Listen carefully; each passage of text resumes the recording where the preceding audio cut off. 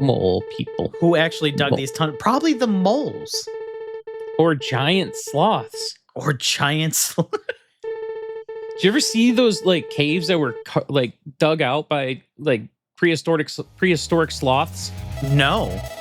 Oh my god. Oh my god.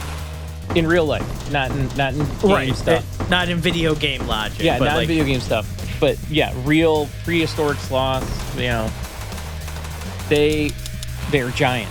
Absolutely giant. Like you never want to like see one of those in, you know, real life. I can believe, like, that's one thing of like prehistoric creatures in general. They were massive. Oh yeah. Oh yeah. Yeah, like the tunnels are like about 5 feet, 5 to 6 feet tall, and they go as deep as 2,000 feet. Jesus. Yeah. It's insane. That's a big ass sloth that did all that. The crazy thing is, like, sloths, like current age, do they dig at all? I don't think they do. They dig to poop. Do they? Yeah. Yeah. Oh, like okay. from what I remember, they come out of the tree like once a week, and they kind of just dig a little bit and poop, and then they like climb back up the tree and go back to sleep or whatever. But they only poop like once a week. Right. Yeah, I love wish I had the that like capability. fact that you know, it's sloths move so slow they actually are protected due to the algae that grows in their fur. Moss. Yeah. Yeah. Like they literally have a deterrent by being so lazy. Oh my god. I mean, they are the neats of nature. Yeah. Oh, you're using that word now that you know it. I'm just jealous. I wish I could be that cool. I wish I could be a neat. Living the dream. Oh my god, if I got to sit around and do nothing but play video games and watch anime all day long and read manga, oh my god. And the funny part is I'm not even like a weeb. I know I just sounded like one, but I'm definitely not. You know? And you just missed every single punch. How? Easily. By doing what I did. Let me do it again for you. This whole time, he's like, I have a gun. I totally forgot. Well, no, I only had like 12 bullets. Now he's crying. Why did you make him cry? Oh. How can this be? At this little feline creature. Hey, you also have a cat working for you. Or are you just saying that I am that bad at being a cat that, which and could also be this, true. Yeah, this guy looks rather rat-like, doesn't he?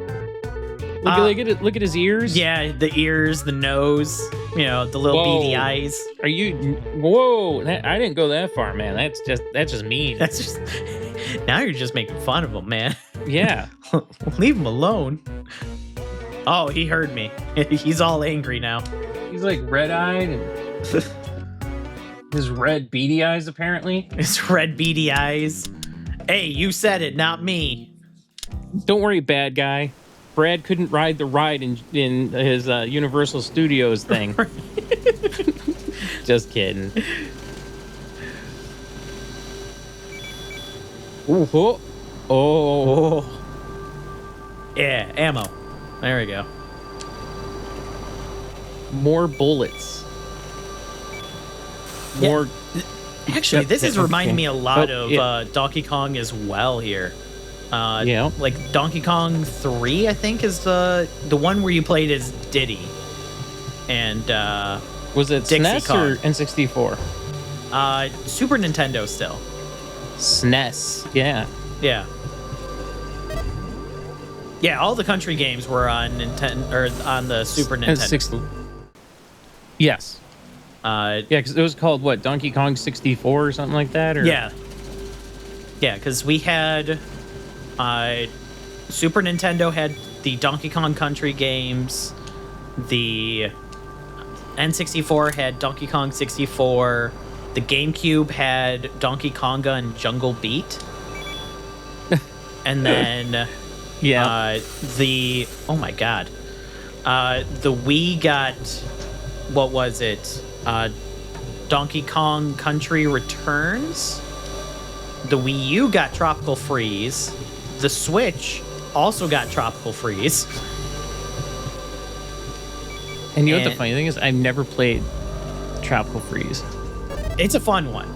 We definitely need to do it on Bickering Nerds at some point. It's on the Switch? Yeah. Okay. Yeah, they did a re-release on the Switch because nobody bought a Wii U. And it's kind of funny how the Switch is like the pinnacle system for Nintendo now. Because most games have had some kind of re-release on the Switch that you can play it on the Switch. I think that also helps them with anti-piracy stuff, because that's always been an argument, pro-piracy. Oh, yeah. It's like, if I want to play this game, how do I do it? Especially if, like, they're not selling parts for things anymore or whatever. You know what I mean? Like, if you're not doing the stuff to make this possible, what are you doing? So, that's why I think, like... Well, like Virtual Console and stuff like that was their way of being like, no, you can buy it, so it is illegal. Yes, yeah. Well, I mean, it's still illegal, but at the same time, you don't need to pirate it. You can buy it here. Oh, yeah. Or pay us $20 a year and get it, here. Yeah. Like SNES games or NES games, Yeah, because I remember there was one lawsuit back in the day about it, and one of their primary arguments... because I think this was it was somewhere in Europe that it was, and one of the primary arguments was, well, Nintendo or whatever company was suing them at the time, they couldn't profit off the game anymore. Right. The only way for me to get it was through the used market or through that means. Right. So now that they had like the Virtual Console, that argument goes out the window. Yeah. Yep.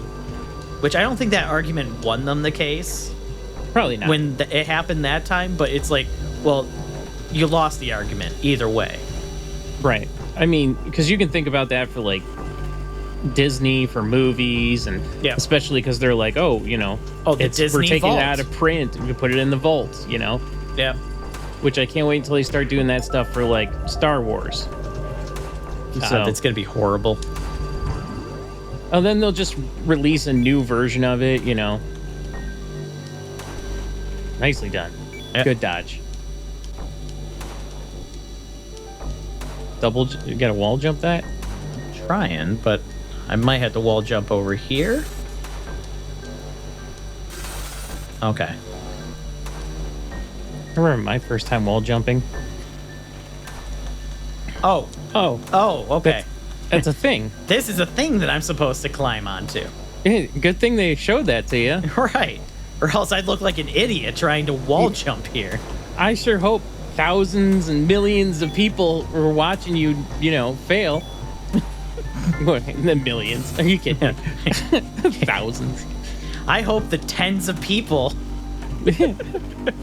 I hope that Brad's mom, while watching this, is not super disappointed. Oh no, she is. Oh, all the time. What are you doing with your life, Brad? It's not like you just sit around playing video games all day. Shut up, Mom. Well, actually, that's what I do. It's what I do. But what do you do for like money?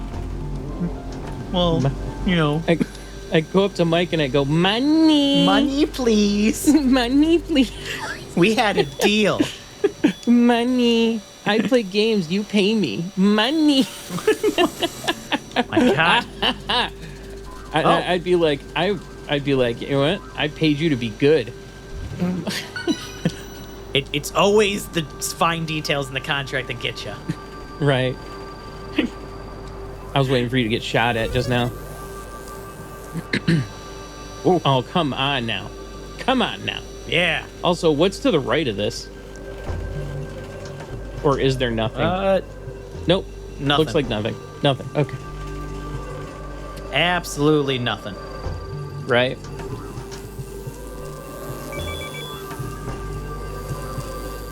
Let's see here. Yeah, this is... Yeah, this is very Donkey Kong reminiscent for me. Yeah. I think there was one of the things below you. Oh. The pieces. Yeah. Because I reset. Yep. Yep.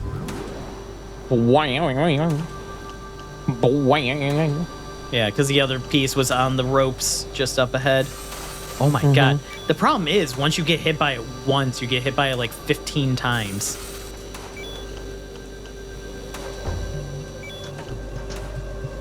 There's nothing you can do. You can get good. There's nothing you can do. There's nothing you can do. It is impossible. It's impossible.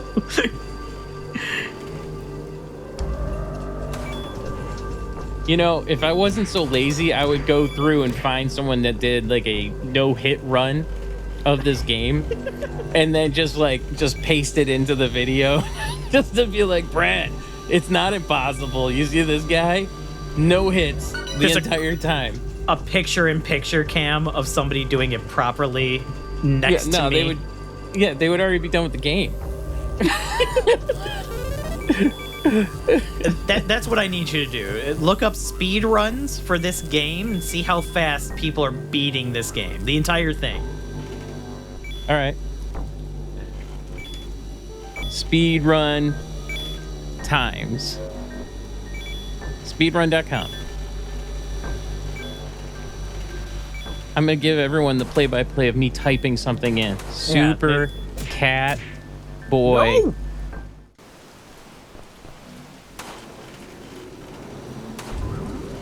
Are you okay? Yeah, everything's fine. Don't look at the screen. Just find me those speedrun times. Everything's peachy keen. Okay, you ready for this? Okay. 35 minutes and 22 seconds. No. Yeah. How? Like, unless this is the last level of the game, there's no way. By a person named Beardy Locks. Okay, great name. From Ohio. Yeah, from Ohio. Which is a state in the United States, if you didn't know. Are we sure it's in the U.S.? Well, I think there's a lot of people. Yes, it's in the U.S., yes. Oh, okay. Yes. See, I wouldn't know that because I'm from New Zealand. Is that where we're from now? Okay. Yeah, let's go with that. Yeah. Wow. Yep, 35 minutes and 22 seconds. Jesus. Yeah, it also has a lot of other times and trophies and all that, you know. King's Quest 1, 6th place. Okay, that's some Okay, so this is somebody that's really good at games in general. Yeah. Pulling this off. Yep. Good job, Beardy Locks. Good job. Yeah. And then the runner-up is in Japan at 41 minutes. See, I still love the speedrunning community of different countries and everything because people have a hard time finding each other, especially like back in the day. And I think it was the Legend of Spyro, the first Spyro game. Oh, yeah. There was a speedrun stateside that was like the, oh my god, I can't believe they pulled this off in that time. This is amazing, yada yada kind of thing. And it was a very impressive speed run, and nobody could get within like 30 seconds of it kind of thing, which is a big deal in the speedrunning community.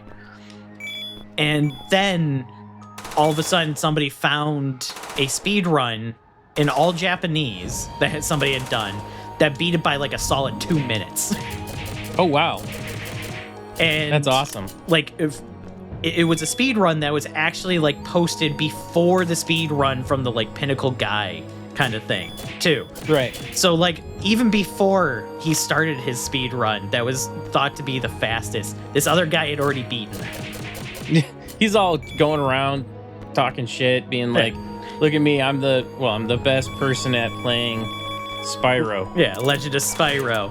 Yeah. I'm the best at playing a game about a guy who is a Skylander. Oh, come on. Don't do Spyro like that. He is a Skylander. He is a Skylander now. Oh. So, uh-oh, another one of these. Yeah. Easy. So I think it's interesting too about the speed runs and things like that. And I was watching James's channel. It's actually called James's channel. You know exactly what I'm talking about. From Garbage Time. Yeah. Yep. Wade's friend, if you will. Yeah. The other guy that's not Dankpod. Yeah. So he was talking about something, and I actually did think about speedruns when he was talking about this.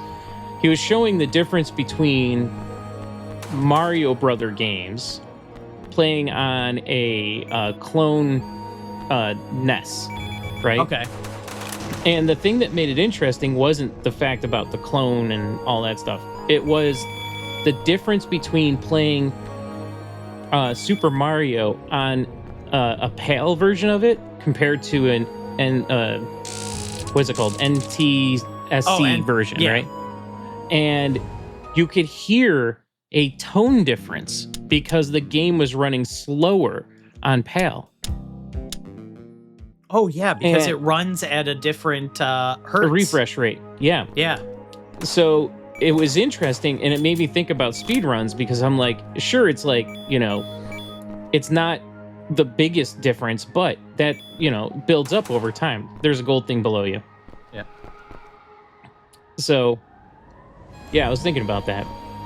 Yeah, but he didn't cover that, of course, but I mean, he had more important things to do, like swapping out the GPU and the CPU out of a Nintendo into the thing. Right. Are you stuck down there? Yeah. I gotta jump down. I gotta do the sacrifice. But yeah, there is a game that people actually speed run it in Japanese because the text speed, you can't change the text speed of the game. And in Japanese, there's less characters that has to go through for the cutscenes. As a result, makes sense. So it's like faster to play it in Japanese than in English. I'm drawing a blank. It's one game that that I know it. I want to say Banjo-Kazooie, but that doesn't sound right. But it could be, because it was one of the games that I played as a kid, endlessly. And that's how I found out about it in the first place, is like looking up, like, I wonder how, fast people have beaten this game. 33 seconds. Yep. Okay. I was just bad at games, Oh, yeah. Okay. I gotta go. What games are faster in another languages besides Japanese or English? Okay. Yeah. Yeah. I'll look that kind of stuff up later, but that's, It's an interesting thing, like not something you really think about. Yeah, I could see that too. I mean, being like, or if they made a version of the game for me where it would be like, oh well, he can't read anyway, so why even bother putting the text there at all? Yeah, kid mode, kid mode, or mic mode, I'm trying to remember where I saw it. It was either like Reddit or Twitter or something like that. But somebody was talking like video games need like a dad mode where when you stop playing the game for 3 months because life catches you off guard kind of thing. Oh, yeah. It'll catch you up and be like, hey, just so you know, you were on this mission. Your previous mission was this. And well, you know what? Yeah, a lot of those games like have journals and stuff like that. Well, certain ones do, but yeah, like no, I get what he's saying. And also, you know, to be honest, there's a lot of games that like came out. I would say in the early 2000s where they were just incredibly long. Missions were incredibly long. Oh, yeah. Like you very wide save points and things like that. And I remember I was like trying to get into some more MMOs, but I was really busy with work at the time. I was starting a new job and all that stuff. And I remember that's when I started playing Guild Wars 1. Oh, and yeah. I loved Guild Wars 1 just because the actual longest missions were like 30 minutes at most. So it worked out very well to, you know, instead of like trying to play WoW and being like, all right, I got to dedicate 4 hours to doing a raid. I didn't have the time at the time. So not only that, but 4 hours on top of finding a party and queuing up and doing all this other stuff. Yeah. Well, and also back then was before they really had like looking for group stuff or the auto grouper and stuff like that. How are you supposed to get up there? I think I was needed to... Hold on. Did you kill the pupper that needed to be there? Yeah, I might have had to do a bounce off him, but I might be able to... Nope. Die? I might be able to die and reset it real quick, you know? The real gamer's way of resetting the level. Real gamers, none of this bullshit fake gamer stuff. Right. But yeah, I remember, well, one thing with, I think it was Guild Wars 2 that did it, was the game would have it where you would walk into an area and you'd automatically pick up the quest. Like you didn't have to like talk to somebody to start the quest or anything like that. You would just walk into the area. Yeah. And then it'd be like, you need to kill, 19 of these, slugs that are in the area. Oh God, I just did the whole thing again. But oh my God. Nope. Okay. I'm not collecting that piece, I guess. And yeah. So as I was saying, you would just walk into the area. It would give you the task that you need to complete. And then you just, do it. It would automatically turn in the quest. You get the experience points, the loot, and all that jazz. It's like the most casual gaming game that ever gamed. Yep. Right. And it just made it so easy to like play it as like an MMO, because it'd be like, yeah, I don't have to worry about, figuring out how to start this quest. It's just there. Oh my God. Right. Yeah, Guild Wars has always been, I would say, the most casual game of, MMOs and stuff like that. And also it's nice to only have to pay once. Oh, yeah. Well, you pay for expansions and things like that, but you don't pay, monthlies and stuff like that. So right. After you pay your $60 for the game, there's no longer a subscription fee to keep playing. Right. Like World of Warcraft is what, $15 a month? Something like that. But yeah, I mean, and especially if you have a busy life, if you're like, I can't get around to playing it this week or whatever, or this month or whatever, you didn't just, get rid of lose a bunch of money just because you didn't get to play a game. Right. So, and before all you haters get on me about it, I did play World of Warcraft for a long time. I did all that stuff. It was just at that time. We were all playing that. Yeah. When that game came out, Yeah, I remember us getting to the point that we were doing like some high level raids and stuff at the time, because that was right before Pandaren came out that we were playing it. Yeah. And I'll say, I used to be kind of an NCSoft fanboy, to be honest, just because of like the games that they had. And also I was really impressed with their launcher back in the day when everyone started having their own launchers. Oh, yeah. But NCSoft kind of felt like they were one of the first to do it, but they had some really amazing things. Like There was that Excel game that we were playing, which was really cool. Which was like that mech game. And Carson was all about that game. He loved that one. Oh, yeah. Anytime it was like we were looking for something to play, he would just jump on that and be like, this? And it's like, yeah, okay. Yeah, I remember I was all about it too. And that was like one of the first games that we really saw microtransactions being like a thing. Oh, yeah. Because like, you can only buy cosmetics with it. But actually, I think there was like a little bit of a perk, but nothing substantial. Nothing that would make anyone, really much better. Right.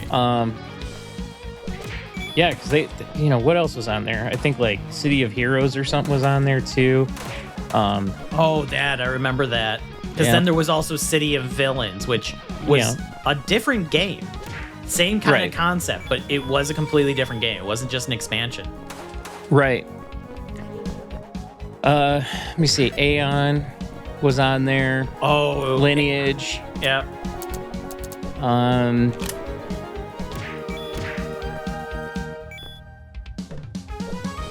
Yeah, because I remember when what's his name? Richard Garrison. Yeah. Garriott. Yeah. Yeah. He there was like talks where his game Tabula Rasa was canceled while he was in space and he didn't know and all that stuff, but it wasn't true. He left the company before that happened. Yeah. So he didn't care. I mean, he probably cared, but but I'm saying like it didn't affect him financially because he already left the company. Yeah. So I think it more or less was the fact that he was like in quarantine still from when he went to space. Yeah, is when they were like canceling it, and like he didn't get to like do anything with it because he still had creative control over it. He just wasn't. No, he was gone. Oh, was he completely gone from the company? Yeah, he was completely gone. He left NCSoft at that point. Oh, okay. I thought he still like had some kind of control over the game. Oh, yeah. But our favorite screen, game over. I think we've seen that every episode so far. That's right. So why would we take the opportunity from the next episode to show that? And we'll do some more next time on Bickering Nerds.